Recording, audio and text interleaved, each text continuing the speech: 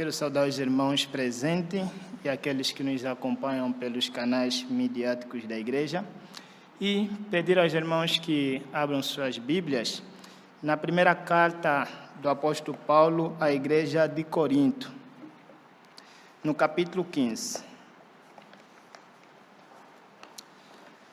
1 aos Coríntios, capítulo 15. Vamos ler a partir do verso 1 até o verso 29.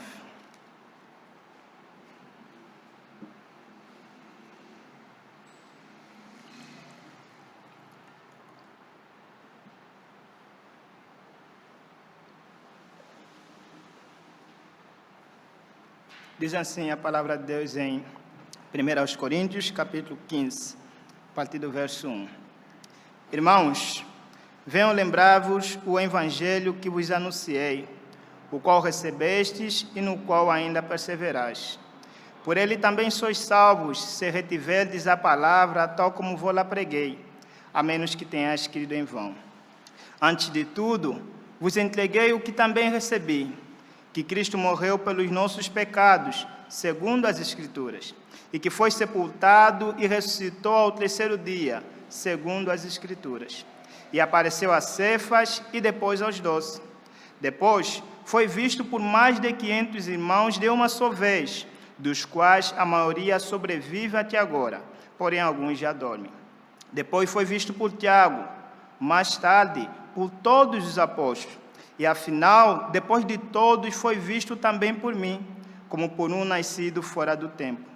Porque eu sou o menor dos apóstolos, que mesmo não sou digno de ser chamado apóstolo, pois persegui a igreja de Deus. Mas pela graça de Deus sou o que sou, e a sua graça que me foi concedida não se tornou vã. Antes, trabalhei muito mais do que todos eles. Todavia, não eu, mas a graça de Deus comigo. Porquanto, seja eu ou sejam eles, assim pregamos e assim crestes. Ora, se é correto pregar-se que Cristo ressuscitou dentre os mortos, como, pois, afirmam alguns dentre vós que não há ressurreição de mortos? E se não há ressurreição de mortos, então Cristo não ressuscitou. E se Cristo não ressuscitou, é vã a nossa pregação e vã a vossa fé. E somos tidos por falsas testemunhas de Deus, porque temos asseverado contra Deus que Ele ressuscitou a Cristo, ao qual Ele não ressuscitou, se é certo que os mortos não ressuscitam. Porque se os mortos não ressuscitam, também Cristo não ressuscitou. E se Cristo não ressuscitou, é vã a vossa fé e ainda permaneceis nos vossos pecados. E ainda mais, os que dormiram em Cristo pereceram. Se a nossa esperança em Cristo se limita apenas a esta vida, somos os mais infelizes de todos os homens. Mas, de fato, Cristo ressuscitou dentre os mortos, sendo Ele as primícias dos que dormem. Visto que a morte veio por um homem, também por um homem veio a ressurreição dos mortos. Porque assim como em Adão todos morreram, assim também todos serão vivificados em Cristo. Cada um, porém, por sua própria ordem. Cristo as primícias, depois os de Cristo na sua vinda. E então virá o fim, quando Ele entregar o reino ao Deus e Pai, quando houver destituído todo o principado, bem como toda a potestade e poder. Porque convém que Ele reine até que haja posto todos os inimigos debaixo dos pés. O último inimigo a ser destruído é a morte.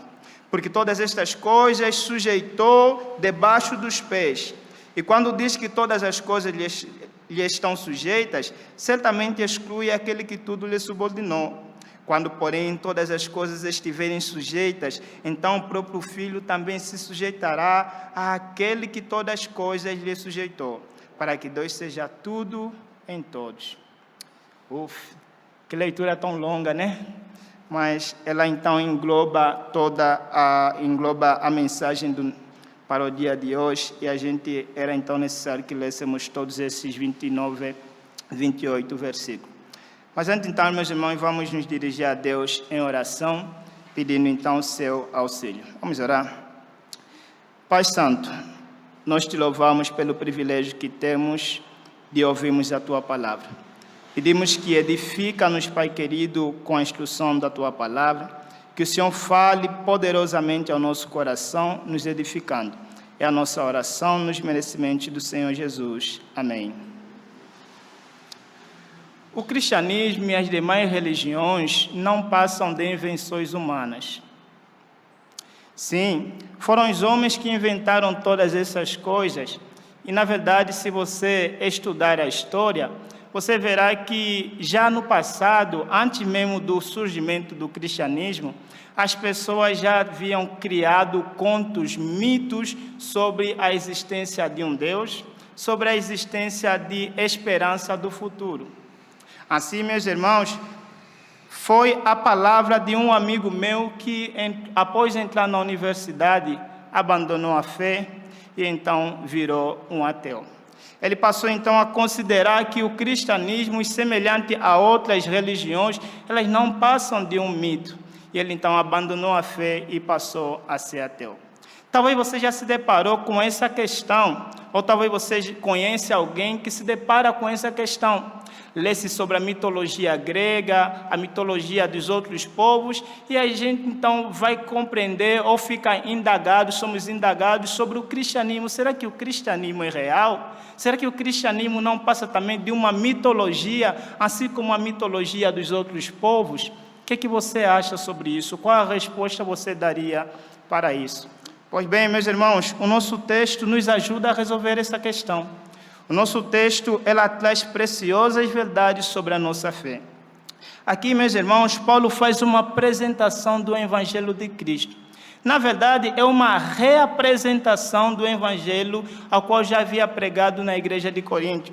É isso que ele diz lá no princípio do versículo. Irmãos, venho lembrar-vos do Evangelho que vos anunciei, nos quais você crê, ou que vocês receberam e no qual também vocês perseveram neste mesmo Evangelho. Então, Paulo vem lembrar a estes irmãos sobre o Evangelho que já havia pregado para eles. Aqui, meus irmãos, então, encontramos preciosas lições para resolver essa questão que às vezes se fala que cristianismo, a semelhante de outras religiões, elas são, então, um mito, que os homens é que inventaram essas mesmas situações.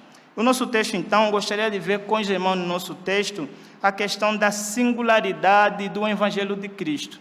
E aqui o nosso texto nos apresenta 3 verdades muito importantes e preciosas sobre a singularidade do Evangelho de Cristo. A primeira é que o Evangelho de Cristo é uma realidade histórica. Veja o versículo 3 e o versículo 4. Antes de tudo, vos entreguei o que também recebi, que Cristo morreu pelos nossos pecados, segundo as Escrituras, e que foi sepultado e ressuscitou ao 3º dia, segundo as Escrituras. Paulo começa a apresentar aqui, tratando o assunto aqui para a igreja de Coríntios, e aqui a igreja de Coríntios estava a duvidar da ressurreição dos mortos, pois eles foram influenciados com a filosofia grega do dualismo, que dizia que a alma é boa, mas o corpo é mau. Então, se o corpo é mau, não pode ressuscitar. E Paulo, então, vai tratar desse assunto. Mas aqui, então, para a nossa questão da singularidade de Cristo, nós podemos ver do versículo 3, na verdade, do versículo 3 até o versículo 8, sobre que esse Evangelho de Cristo, ela não é um mito, ela é uma realidade histórica. O primeiro que vemos aqui, nesses versos que nós lemos do 3 ao 4, é que ela foi profetizada nas Escrituras. Paulo vai falar que aquilo que eu vos anunciei, ela é o cumprimento do que já estava profetizado, do que já estava escrito nas Escrituras. E aqui então, nesses versículos, Paulo como que sumariza o Evangelho de Cristo. Que Cristo morreu pelos nossos pecados, que Cristo, ao morrer na cruz, estava se oferecendo como sacrifício pelos nossos pecados. E que Ele mesmo foi sepultado e ressuscitou ao 3º dia, que quando Cristo ressuscitou dentre os mortos, Cristo então realizou a nossa justificação diante de Deus. Então Paulo ele esboça o Evangelho aqui nesses 2 versículos. Mas você pode observar que ele falou que isso aconteceu segundo as Escrituras. Não foram ações aleatórias, a obra de Cristo não foi aleatória, nem foi subjetiva, que Cristo decidiu morrer ou lhe veio na mente, agora eu vou ser crucificado por esse povo. Não, a morte e a ressurreição do Senhor Jesus Cristo, ela foi o cumprimento das Escrituras. Paulo, quando está a falar aqui as Escrituras, a esse momento nós sabemos que a maior parte da carta do Novo Testamento ainda não estavam escritas. Então, as Escrituras que Paulo aqui está a se referir, os irmãos sabem, é o Antigo Testamento. E quando nós lemos o Antigo Testamento, nós compreendemos que, de fato, o Antigo Testamento fala sobre um homem que viria, morreria e ressuscitaria em favor dos homens, em favor dos pecadores. Isaías, por exemplo, um dos textos que nós conhecemos muito bem, fala sobre a morte de Cristo em nosso lugar. Ele levou sobre si as nossas iniquidades, o castigo que nos traz a paz estava sobre ele. O livro de Salmos, por exemplo, também vai falar, Salmos 16, vai falar sobre a ressurreição de Cristo, que Deus não deixaria a alma de Cristo no pó, que Deus não deixaria Cristo no pó, antes, porém, o ressuscitaria. Então, o Antigo Testamento vem falar desse evento, desta obra de Cristo Jesus, que ele morreria, que ele seria sepultado e que ele seria, então, ressuscitado dentre os mortos. Essa é a primeira coisa que Paulo fala sobre que o Evangelho de Cristo é uma realidade histórica, é que ele foi profetizado no Antigo Testamento. A outra coisa que nós vemos aqui, meus irmãos, é que sobre o Evangelho, vemos que ela também foi testemunhada por muitas pessoas. Se você dá uma olhada e vê no versículo 5 e 8 que nós lemos, Paulo vai listar testemunhas oculares que viram a Cristo Jesus. Aqui, nesses versículos aqui, Paulo está focando na ressurreição. Por quê? Porque esta era a questão da discussão naquela época, na igreja de Coríntio, eles estavam duvidando da ressurreição dos mortos. Então, Paulo vai começar aqui e vai apresentar testemunhas oculares, aqueles que viram Cristo ressuscitando dentre os mortos. E é interessante a lista que Paulo apresenta aqui. Ele começa primeiro apresentando os apóstolos. Paulo fala que Cristo, ao ressuscitar, ele foi visto pelos apóstolos, no versículo 5, e até no versículo 5, e também no versículo 12, nós encontramos, no versículo 5, e lá no final do versículo 7, nós encontramos, então, falar dos apóstolos, que os apóstolos testemunharam da ressurreição do Senhor Jesus. É interessante ele mencionar aqui os apóstolos, por quê? Porque os apóstolos eram a liderança da igreja naquela altura, então tinham peso, tinham autoridade, são aqueles que Cristo comissionou para cuidar da igreja. Então, Paulo está a dizer que estes apóstolos viram a Jesus ressuscitado. E o número 12 que aqui apresenta, meus irmãos, que ele fala e depois foi visto para os 12, é claro que aqui não está incluindo o Judas Iscariotes. Sabemos que ele morreu, ele se suicidou, né? Ele se enforcou, mesmo bem antes da morte de Cristo Jesus. Quando ele traiu a Jesus, então, tomado por remorso, ele se suicidou. Mas por que está aqui o número 12? É para representar a escola apostólica. Tá? Então, o apóstolo Paulo está a falar aqui que os apóstolos, esses apóstolos que foram comissionados por Cristo, eles viram, eles testemunharam da ressurreição do Senhor Jesus. Outro número a outra lista que ele apresenta aqui no versículo 6 é uma lista enorme, são mais de 500 irmãos que viram a ressurreição de Cristo, que viram a Jesus Cristo. Veja o versículo 6. Depois foi visto por mais de 500 irmãos de uma só vez. E é interessante que Paulo vai dizer que a maioria desses mais de 500 irmãos ainda estavam vivos naquela altura. E Paulo coloca isso aqui para que, se na igreja de Corinto tivesse alguém ainda com dúvida, pudesse ir procurar a esses mais de 500 irmãos, muitos deles que ainda estavam vivos, e então verificar o fato, a veracidade da ressurreição do Senhor Jesus Cristo. A lista continua e ele vai falar também de Tiago. E aqui Tiago, meus irmãos, não é Tiago o apóstolo, mas é Tiago o irmão do Senhor Jesus Cristo. E o fato de Paulo colocar ele aqui como uma das testemunhas, aquele que viu a Cristo ressuscitado, é interessante.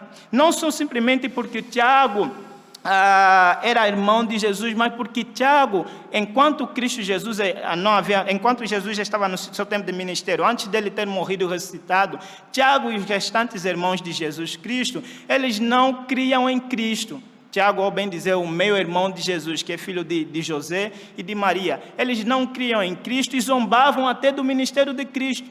O Evangelho de João vai dizer que eles disseram, se você quer se fazer conhecido ao mundo, vai para lá, por que você se esconde? Então eles não criam em Cristo. Então é interessante Paulo colocar ele aqui como testemunha, porque este que antes não cria em Cristo, este que antes zombava da fé, zombava de Cristo, da obra de Cristo, depois de ele ver ao seu irmão, ao meu irmão, a Jesus Cristo ressuscitado dentre os mortos, ele então creu e passou então a ser um seguidor de Cristo Jesus. Esse Tiago mais tarde se tornou uma pessoa de influência na igreja primitiva, tomando então lugar à mesa para tomar grandes decisões na igreja.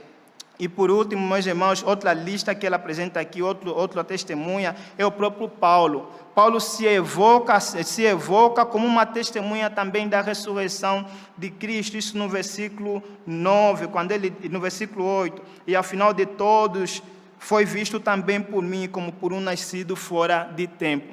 Não é sempre de menos importância Paulo se evocar aqui também como testemunha, pois sabemos que Paulo antes era perseguidor da igreja de Cristo. Então Paulo, antes que era um grande perseguidor da igreja de Cristo, cujo propósito era destruir aqueles que falavam de Jesus. Mas no caminho de Damasco, enquanto seguia o seu plano de destruir a igreja de Cristo, Cristo aparece para ele e diz, Saulo, Saulo, por que me persegues? Aí então Cristo se revela para ele, e Paulo naquele momento, veja Cristo ressuscitado, Paulo crê em Jesus, reconhece que Jesus de fato é o Messias que foi profetizado no Antigo Testamento. Então, meus irmãos, aqui vemos Paulo colocando essa lista de pessoas que foram testemunhas oculares, aqueles que viram Cristo ressuscitado. Meus irmãos, nunca numa audiência foram evocadas tantas testemunhas assim. Para o povo judeu era apenas suficiente, 2 testemunhas eram suficientes para depor alguma situação. Para os gregos, apenas fatos prováveis ou apenas algumas pessoas era suficiente para provar a veracidade de alguma situação. Paulo aqui apresenta um grande número de testemunhas para falar da veracidade da ressurreição do Senhor Jesus Cristo, para falar da veracidade do Senhor Jesus Cristo. Assim, meus irmãos, o Evangelho então de Cristo não é uma invenção humana, ela é um dom de Deus para a salvação dos homens.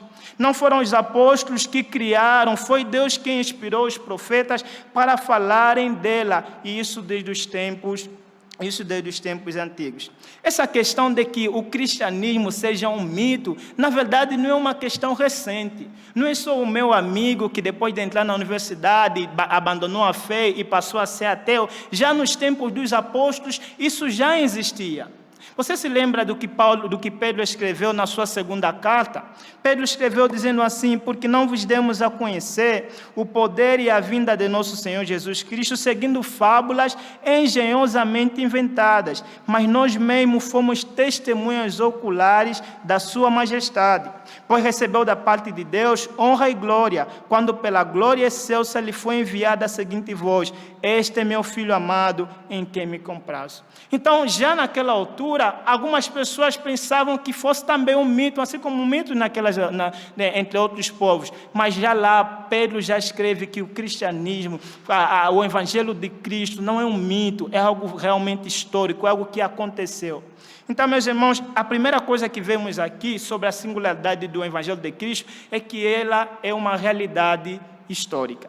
A segunda coisa, meus irmãos, no versículo 9 até o versículo 11, vemos aqui que o Evangelho ela é uma realidade poderosa.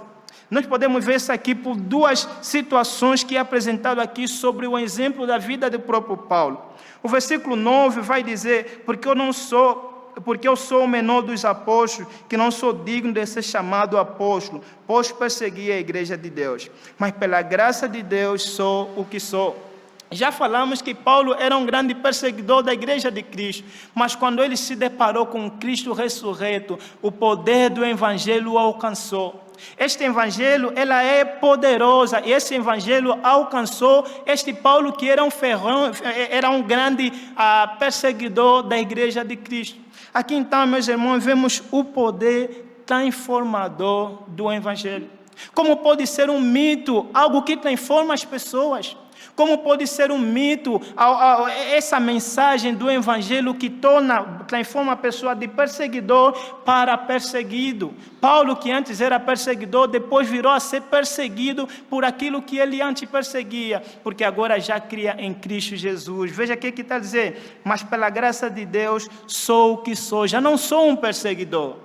Antes eu era, mas já não sou. E por que ele já não é? Porque o Evangelho, o poder transformador do Evangelho, lhe alcançou. Então vemos aqui o poder transformador do Evangelho. A outra coisa da realidade poderosa deste Evangelho de Cristo, ainda nessa sequência, é que ele fala também do seu poder capacitador. No versículo 10 e o versículo 11, vemos o seguinte, na parte B: e a sua graça que me foi concedida não se tornou vã, antes trabalhei muito mais do que todos eles, todavia não eu, mas a graça de Deus comigo. Meus irmãos, aqui entendamos que Paulo não se está a vangloriar. Paulo não está a vangloriar-se em comparação com os outros apóstolos. Quando ele fala trabalhei mais do que todos eles, está a se referir aos apóstolos. Mas Paulo não está a se vangloriar. Paulo está a falar algo verídico. Ele está a dizer: de fato eu trabalhei mais do que todos eles. E meus irmãos, isso não é verdade? Quando nós esfolhamos o Novo Testamento, quando nós vemos o livro de Atos dos Apóstolos e olhamos as cartas, porventura Paulo não trabalhou muito mais do que todos eles? O livro, para ter uma noção, o livro Atos dos Apóstolos, do capítulo 1 até o capítulo 11, é narrado sobre Pedro, João e a igreja primitiva. Mas do capítulo 12 em diante, é Paulo quem toma o cenário da história. E nós vemos então, meus irmãos, que na verdade Paulo trabalhou mesmo bastante. Ele fez várias viagens missionárias. Ele sofreu várias vezes pelo Evangelho. Ele fundou várias igrejas. E Coríntios é um exemplo de uma das igrejas que Paulo fundou. Ademais, Paulo escreveu a maior parte das cartas do Novo Testamento. Dentre as 21 cartas que tem no Novo Testamento, Paulo escreveu 13. Então, Paulo trabalhou, de fato, mais do que todos eles. Mas vejam um caso aqui importante que Paulo aqui menciona. Todavia, não eu, mas a graça de Deus comigo, a graça de Deus comigo. Então, Paulo reconhece que o que ele fez por meio da graça divina. O que ele fez por meio do poder capacitador do Evangelho, do poder capacitador do Evangelho. Meus irmãos, faço uma pergunta para você. Como um mito pode transformar as pessoas? Como um mito tem poder de transformar as pessoas? Como um mito tem poder de capacitar as pessoas para fazerem grandes coisas? Todos vocês que estão aqui, todos os irmãos que estamos aqui, somos então a experiência, a realidade desse poder do Evangelho. Se você é crente, é porque o Evangelho te alcançou, pois você não nasceu crente. Você não nasceu crente, nós nascemos em nossos pecados, nascemos em nossas iniquidades, mas o Evangelho nos alcançou. Eu sei que há alguns aqui que nasceram, como se tem se dito, né? Nasceram na igreja, mas você bem sabe que nascer na igreja não é sinônimo de nascer de novo. Em algum momento na tua vida, o Evangelho te alcançou. E se você tem desejo de Cristo, se você ama estar entre o povo de Deus, é porque o Evangelho alcançou você. Então, meus irmãos, aqui vai a pergunta: como um mito pode ter poder de transformar as pessoas? Como um mito pode ter o poder de capacitar as pessoas? Então, meus irmãos, nesses versículos aqui, do versículo 9 até o versículo 11, encontramos a realidade poderosa deste Evangelho de Cristo. A terceira, meus irmãos, e em último lugar, que esse texto nos apresenta, do versículo 12 em diante, vemos então que o Evangelho de Cristo não é somente uma realidade histórica, não é somente uma realidade poderosa, mas também uma realidade escatológica. A palavra escatológica, esse termo escatológica, vem de escatologia, a palavra grega, né, que é um termo que é usado para falar das coisas do futuro. E aqui, meus irmãos, nesses versículos, vemos a esperança daqueles que creem em Cristo. Vemos a esperança do Evangelho que Cristo comunica ao seu povo, aqueles que creem nele. E aqui, meus irmãos, ainda seguindo a sequência do próprio Paulo está falando então sobre a ressurreição. E aqui ele vai mostrar a realidade da ressurreição. E ele, nos versículos 12 até o versículo 19, Paulo apresenta argumentos lógicos da nossa esperança, argumentos lógicos da ressurreição. É interessante, meus irmãos, que esse seu argumento, ele parte daquilo que ele já falou no princípio. Veja que no princípio ele falou assim: antes de tudo, irmãos, vos entreguei o que também recebi, que Cristo morreu pelos nossos pecados, foi sepultado e ressuscitou ao terceiro dia. E isso conforme as Escrituras. Então, Paulo já lançou ali o fundamento da sua argumentação. Isso é real, vocês sabem disso, porque está lá nas Escrituras. E aqui, então, Paulo vai utilizar esses argumentos lá, esse fundamento que ele lançou lá, e vai utilizar aqui como argumento lógico para mostrar, argumento lógico da esperança, da nossa esperança. São 7 argumentos que ele ali apresenta, e são cada versículo, do versículo 12 até o versículo 9, com exceção do versículo que ele repete o mesmo argumento. Vamos então acompanhar aqui. Versículo 12.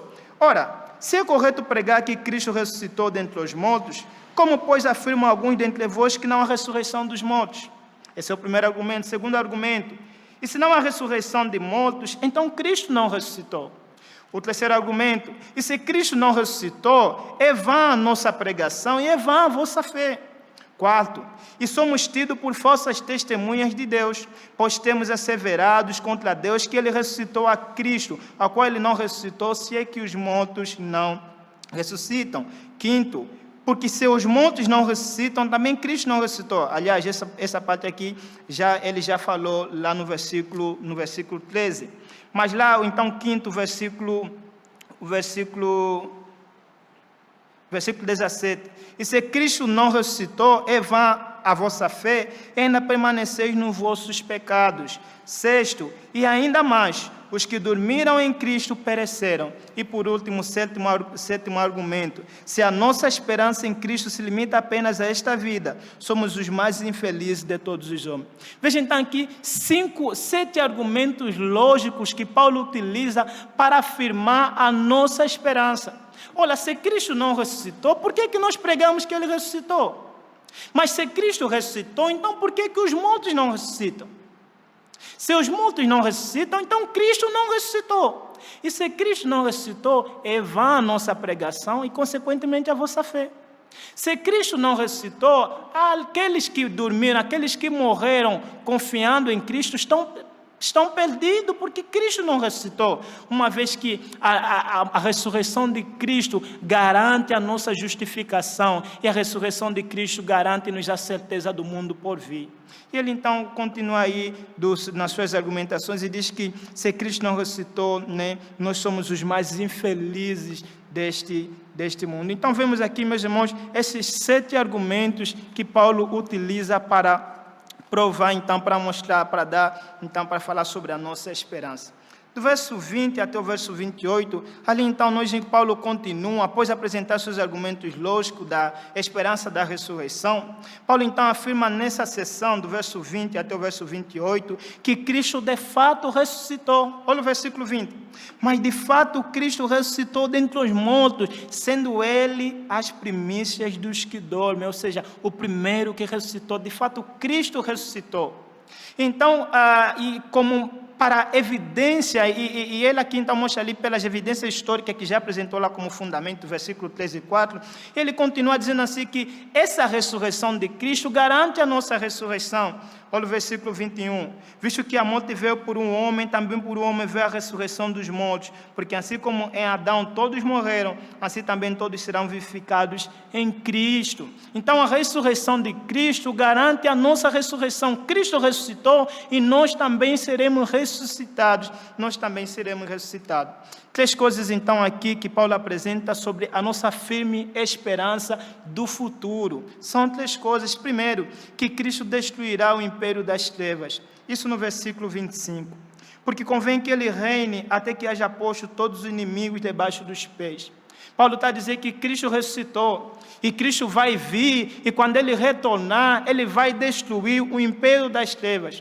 Entendamos, meus irmãos, Cristo já venceu as trevas quando morreu na cruz do Calvário e ressuscitou. Mas a vitória não está ainda, não foi consumada. Cristo voltará e haverá de condenar, haverá de destruir os malignos, haverá de destruir o império das trevas, Satanás e os seus demônios, bem como também os ímpios, condenando-os ao juízo eterno. Então Cristo virá e destruirá o império das trevas.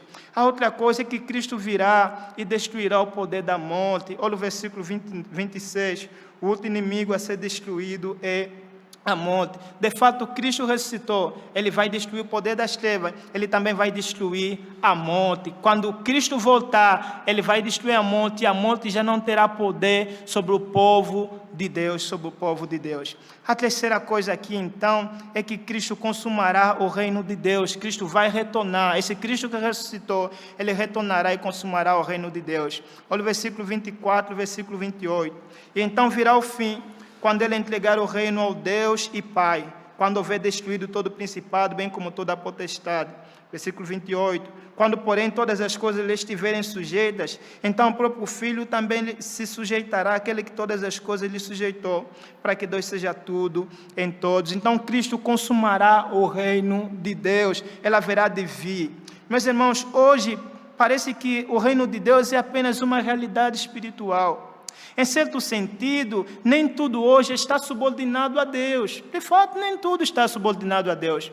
Vai para a rua e você verá a iniquidade por aí. Você verá os homens vivendo na contra a vontade de Deus, os homens desafiando a Deus. E também, em certo sentido, até mesmo aqui entre nós, você que está sentado, eu que falo para vocês, nosso coração nem sempre está submisso a Deus.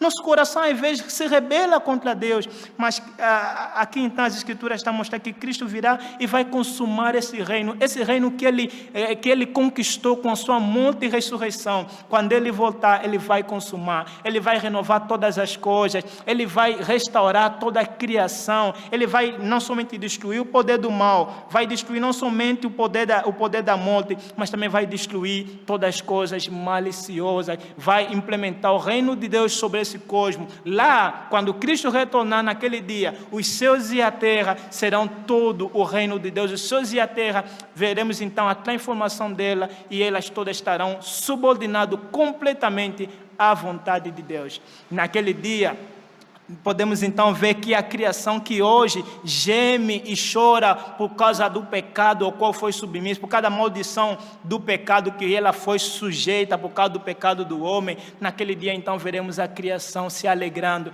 a criação exultando, porque a criação será renovada e será renovada com a volta do Senhor Jesus Cristo. Meus irmãos, vemos então aqui, meus irmãos, que não pode ser o cristianismo um mito dos homens, não pode ser uma mitologia, não pode ser. Vimos aqui três coisas, três situações que mostram então a singularidade do cristianismo. É que o Evangelho de Cristo, ela é uma realidade histórica, ela pode ser comprovada pela história. Lê o Antigo Testamento e verás que a vida de Cristo é o cumprimento tintim por tintim de todo o Antigo Testamento. Vemos então que o Evangelho de Cristo é uma realidade poderosa. Um mito não pode mudar as pessoas. Vocês não são politicamente corretos, vocês são nova criatura. Vós sois novas criaturas, vocês nasceram de novo, o crente nasceu de novo. Isso um mito não pode realizar. Estude as outras religiões se eles são verdadeiramente novas criaturas. Estude outras religiões se eles são verdadeiramente nascidos de novo. Estude outras religiões, pesquisa a pessoa, pensa. Se você tem um colega de trabalho, de escola, pergunte para ele por que ele teme ao seu Deus. Pergunte para ele. Ele vai te dizer porque talvez é por medo do inferno, é por medo de alguma condenação, mas nós não tememos a Deus simplesmente por medo do inferno. Não, nós tememos a Deus porque Deus nos amou. Nós tememos a Deus porque Deus nos transformou. Nós tememos a Deus porque quando nós não éramos nada, Deus nos ressuscitou quando estávamos mortos em nossos delitos e pecados. Deus nos deu nova vida. Deus então nos fez novas criaturas. E agora nós temos o desejo de amar a Deus e as coisas que nós mais queremos fazer. É o que nós mais queremos fazer. Nós não deixamos de pecar por medo do inferno. Nós deixamos de pecar porque amamos aquele que nos amou primeiro. Como pode ser um mito isso? Não pode ser um mito. E aqui vimos então que o Evangelho também ele é uma realidade escatológica. O Evangelho no qual nós cremos, ele nos dá esperança não só nesta terra, mas também no porvir. Nós esperamos um novo céus e uma nova terra. Nós esperamos um mundo que Deus haverá de transformar. E nossa esperança não é bajuladora, nós temos a certeza disso, e a certeza é a ressurreição de Cristo Jesus. Nós também haveremos de ressuscitar. Sendo assim, meus irmãos, podemos então, meus irmãos, observar e atentar para aquilo que é a exortação final do apóstolo Paulo nesse versículo. Olha o versículo 58. Portanto, meus amados irmãos, sede firmes, inabaláveis e sempre abundantes na obra do Senhor, sabendo que no Senhor o vosso trabalho não é vão. O Evangelho de Cristo, ele é singular. E como ele é singular, nós devemos ser firmes, inabaláveis, sempre abundantes na obra do Senhor, sabendo que no Senhor a nossa obra não é vã. As outras religiões são mitologia. As outras religiões são sim invenções humanas, mas a nossa não. Freud errou, Sigmund Freud, errou quando dizia que nós criamos a religião por causa do medo, porque nós precisamos de um Deus ou de um Pai que nos ajuda a atravessar este mundo, não simplesmente por causa disso. Ele errou. Nós temos a esperança do mundo renovado. Meus irmãos, que estas palavras sirvam de encorajamento para você. Que estas palavras sirvam para assentar bem, firmar bem os seus pés na fé cristã, sabendo que a fé que você tem, sabendo que o Evangelho que você crê, não é uma mitologia, não. Ela pode ser comprovada pela história. Ela pode ser comprovada pela sua realidade poderosa, pois ela transforma as pessoas. Ela pode então ser vista pela certeza de uma esperança do porvir, de uma esperança do mundo renovado, que de fato acontecerá. Por isso, meus irmãos, para aqueles que morrem, não é o final de tudo. É o começo. Billy Graham certamente estava certo quando ele disse: quando eu morrer, vocês vão ouvir pelo jornal que Billy Graham morreu. Não acreditam nisso? Eu estarei bem vivo, pois eu estarei com Deus. Assim também será com você e eu. Que Deus nos abençoe.